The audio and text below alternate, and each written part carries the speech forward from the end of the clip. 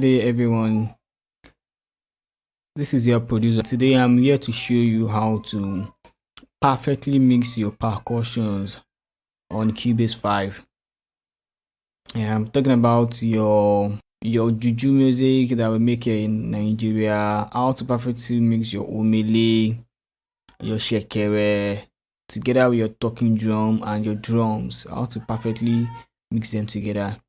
But firstly, let me quickly mute every plugin I have put on this project we'll be working on today.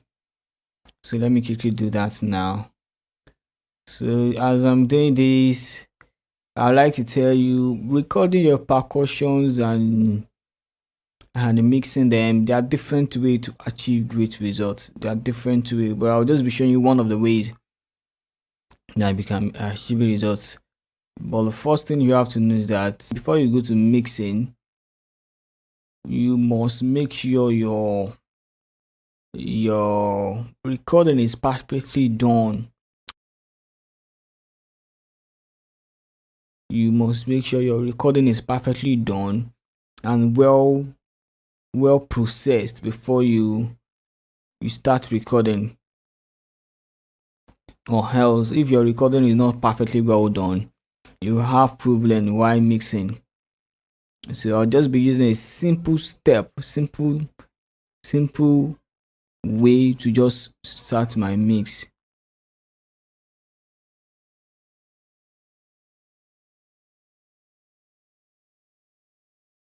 So that is my clef, my shekere sounding. I think you can hear the talking drum. It is as neat as possible. It is well recorded into the door. Well recorded. Because I have removed all the plugin I used to mix it, now you can see it's just low and sounds very dry. Sounds very dry. Very dry. So I hope you can listen. That is my dry sound of my percussion. Drum set, you can hear the snare, you can hear the kick. The kick, I have to remove the analog kick I recorded because I do not enjoy it. So let's start with the clef. I think I love the way my clef is being recorded. So I'll just put up the volume a bit. So what I've done there, just level up the volume. I think I love it. And that is my shake. Then my shaker, which I brought out from Groove Drum Agent 1. Groove Agent, you know about Groove Agent from Cubase 5, you know it. So I just use GM percussion. Yeah, this one GM percussion. I use the shaker that is there, the shaker that is there to do my shaker, and it's giving me what I wanted. So I'm good to go about it. Okay, so let's see how my omele is being mixed. So you know, in Nigeria we recorded our omele in two versions. One will be a front, one will be front and one will be back. So I'm mixing the back now, so I have to cut the low. Just cut the low, then reduce my mid. I want it to sound as clean as possible. So I think you can hear it now, sounding well. I push up the volume a bit, so it's sounding the way I wanted. So that is the backing omele.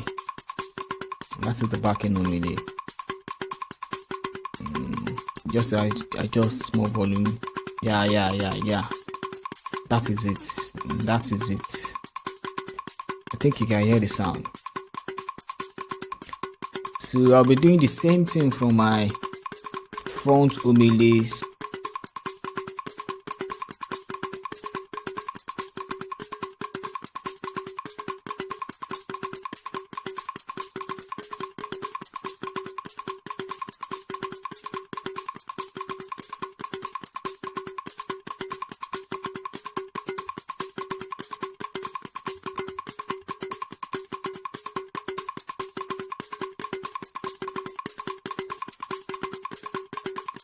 So I did the same thing I did. So I'm not going to my mixer again, just did the same thing I did here, so I can feel the results. It's giving me what I wanted. It's giving me what I wanted. Doing the same thing. Yeah, the volume is balanced. So let's go to our talking drum and let's see how the talking drum is being mixed. You know, it is the one that will give the whole percussion groove, so it must sound as neat as possible and well tuned. So as I was saying the first time, that my talking drum is well tuned before recording. So I'll just be using a simple trick to push up the tuning to sound well balanced.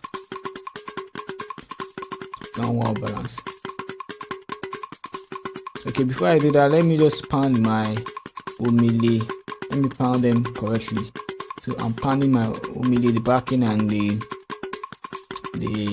back and the front. I'm pounding them right now. So my talking drum now to my talking drum.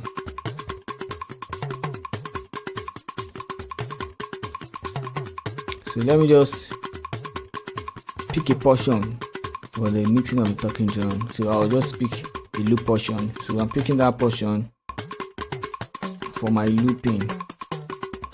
So let's get to the mixing of the So the first thing I'll do is just to cut the mid. Can you hear the sound? Even while cutting the mid, is sound different immediately. Sounds different. The tuning is coming up. It is not balanced. So yeah, push my low end up a bit, and I'll do the same thing later for my high end. So I think I like the low end now, so my high end to do the same thing. Wow, it's coming up.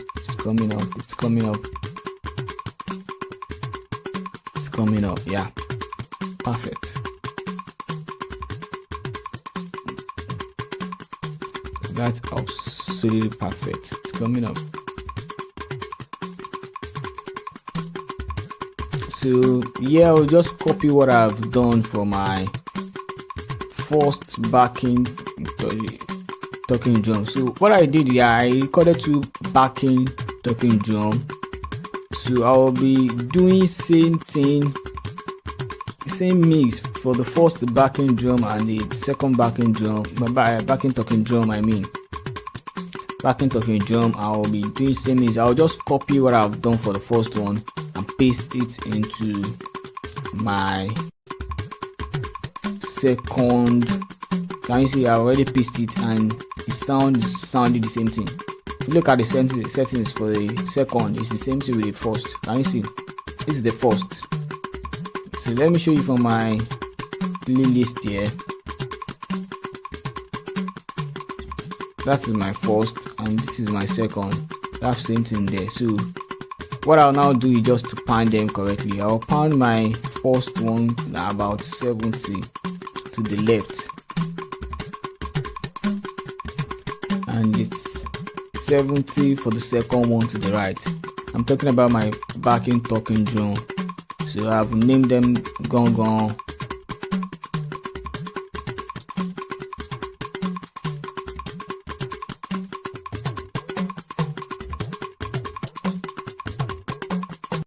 It's time to mix our lead talking drum. You know, here we record our talking drum in 2 versions, sometimes 3 versions, but this week just 2 versions. I recorded 2 backing talking drum. One is pan to the left, one is pan to the right. I mean the backing talking drum. So now there is a lead talking drum that is giving the talking drum, my talking drum, more groove. So I have already named it lead gong gong, and that is how we call it, a lead gong gong. So let's get to the mix. So I want it to sound more cleaner, more heavier than my backing talking drum and monitor. So first thing again, I'll be cutting my mid. Can you hear the difference? I'm boosting my high, then boosting my low end and my high end. Yeah, I love what I'm hearing now. That is that is nice. So let me play the three together. So can you see how it sounds? Can you see how it sounds? Now I will be sending both of the three talking drum, I mean my gong gong, I'll be sending them to a group. I will name the group gong gong. So I'll be sending them to a particular group and do some boosting on them so as to make them sound perfectly well. So I'm sending them already. I'm sending them to a group. Can you see the group? Yeah. So if I solo the group now, you see how it sounds. So I can work on the group now. Let me just do some EQ boosting here. So cut a little bit of mid as well, a little bit, just a little bit, not as much as possible. And low boosting, another high boosting. Can you see? It's not as much boosting. Then I'll use my studio EQ from Cubase to do my final boosting. Yeah, we'll cut a little bit of low as well, a little bit of mid, sorry, cutting a little bit of mid. Then can you hear that? Can you hear that sound? I hope you can hear it. It's sounding so beautiful, so heavy. Yeah, that is how a talking drum should sound in a well-mixed song.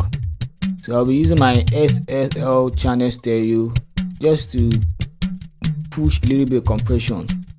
This is a plugin from Waves. If you are familiar with Waves, so you know this channel, SSL channel stereo. So just be pushing my compression to about 2.1. I'll be doing that now. So if you are familiar, that is the plugin. So I'm not doing any EQ. It has EQ, it has gate and compression, but I'll just work on compression just to make the volume to sound even. Okay, I'm doing about 2.1 compression on that. So that's what I'm doing there. So I love what I'm hearing now. I'm good to go with my talking drum. I love what I'm hearing. I think when the whole song is complete, I can do small adjustment, but for now my percussion is, can you hear everything? It sits in the mix, it sounds dope in the mix. You can try this out. If you have a good mic for recording and well-tuned talking drum, you can do